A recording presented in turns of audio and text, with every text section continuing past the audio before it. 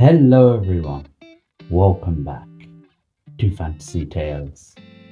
Today I will be talking about the character of Otto, Grand Commandant of the Janus Order, and the changeling that's devotion led to the death of his brothers and sisters.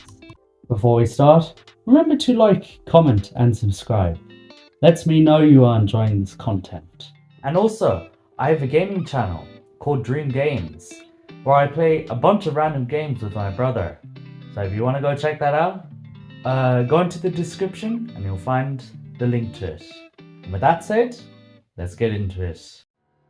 Our first scene of Otto is him arriving to deliver the Ice Stone to Strickler and Bular in order to communicate with Gunmar, in which he shows an excited and confident manner at his lord's arrival. This scene shows his signs of devotion, which is only proven later when Strickler himself and a goblin go out to awaken Angor Rot after failing to free Gunmar, where he is shown to be quite disturbed and scared of doing this. This contrasts to the more playful attitude when following the plans of his master, and when off their plan is unsure of a situation's outcome. He grows only more concerned when Angor is properly freed and begins to believe that Strickler may not have complete control over him. It is here that something changes in Otto. Up until this point, he and Strickler have mainly got along. But after their talk, Strickler shows him his plan to replace Gunmar and have changelings rise up and take the world. Otto has a different view to him though. He is seen as a traitor, and Otto decides that he needs to be removed. These events shows Otto's belief in Gunmar and his plan, and how anything other than the work of the Gum-Gums is an act of treason. Why he is so devoted to the Gum-Gums is unknown. Perhaps it is due to his unique ability. Otto is what is known as a changeling polymorph. He can change into anyone he sees. Maybe he sees himself higher than his changeling brethren, and is sure he is far too valuable to ever be replaced. Or maybe he just believes that by serving the Gum-Gums, they have a better chance of living in the world than by any other. He would eventually show his true colors when Angor does betray Strickler, and he is called for help. When he meets with Strickler, he makes it clear to him that he and the Janus Order reject his plan of revolution and will gladly leave him to his fate.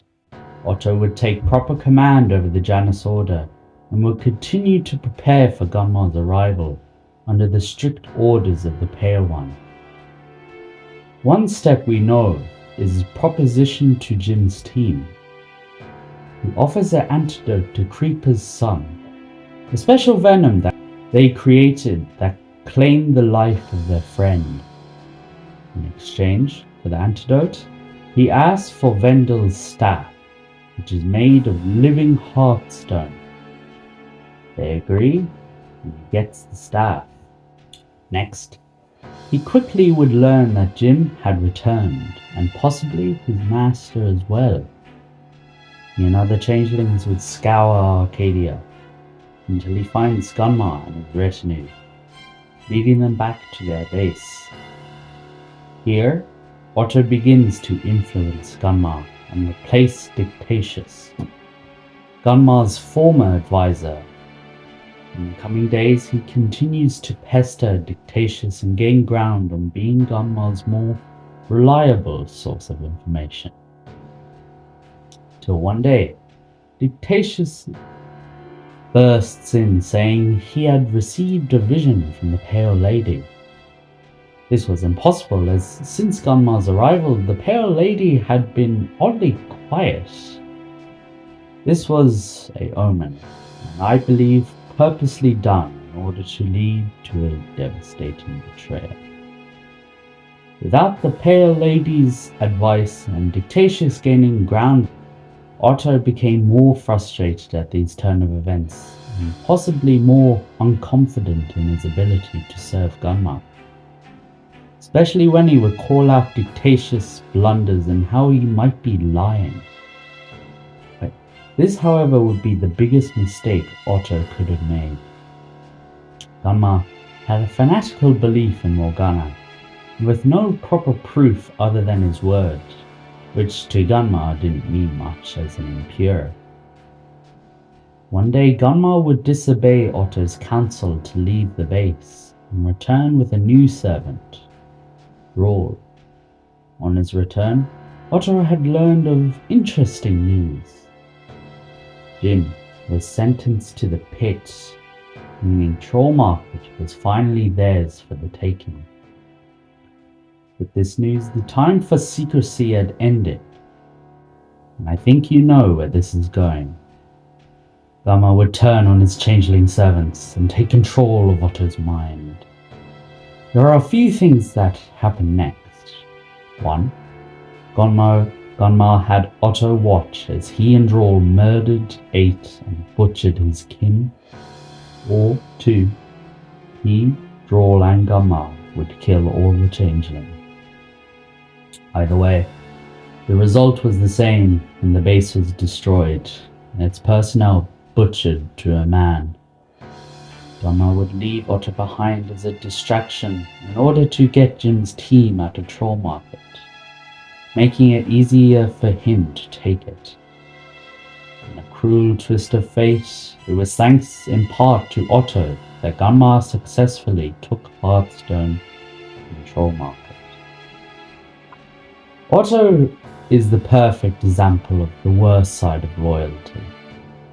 Blindly following cruel masters who couldn't care less for their lives, and his own desperate desire to please them led to him overlooking obvious signs of betrayal, and by trying so hard to get in good graces with his master, he was the one that proved to Gunmar their uselessness in the future. While he embraced what he was meant to do, his brothers and sisters would diverge, and some one day would live to avenge their king and bring an end to the Black. Known to him, this could have all been stopped if he had looked at a bigger point to his eventual betrayal. That being the Pale Lady's refusal to give any advice to them and merely stay quiet, as Otto slowly lost favor with the Dark Lord. All he needed to do was step back, assess the situation, and maybe he would have been more prepared. But that's a tale for another day. I hope you enjoyed this fantasy tale. Remember to like, comment, and subscribe, and may the glory of Merlin be with you always.